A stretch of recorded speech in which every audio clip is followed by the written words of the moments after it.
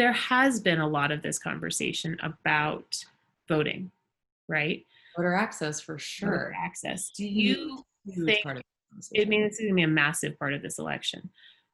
Do you see us having a decision on election day or on the night of or the next day? No, I don't. I think the American public should understand that, and I don't think that. I think that hopefully, if this is well communicated to people, it's not going to be a blame game. It's not going to be like, oh, well, it's this person's fault that it's delayed.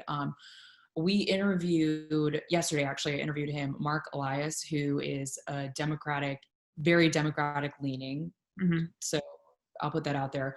But he is a voter access and recount lawyer.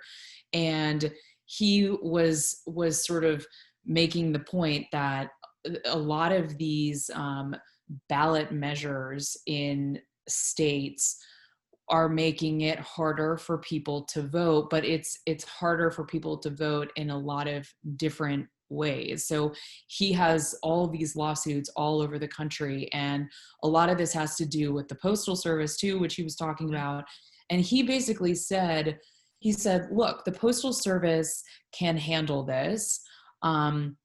The issue that's going to slow everything down is in most elections there's always a proportion of ballots that come in through the mail, and Mm-hmm. those have to get counted. The problem is this time in November 3rd, it's going to be a much greater proportion of mail-in ballots versus in-person ballots. He said it's just going to take that much longer because there will be so many more votes that are going to be put in the mail. So he said, yes, people should expect that it's going to take longer, but it's not necessarily a sign that something's wrong. So I Yeah. think that people really should understand that. I think political reporters are working on our patience for election night. It's true though. It's something that I don't remember in my lifetime. I mean, we always knew who was the president by the end of the night. Yeah. So I think that the American public should brace for days, maybe weeks of not knowing.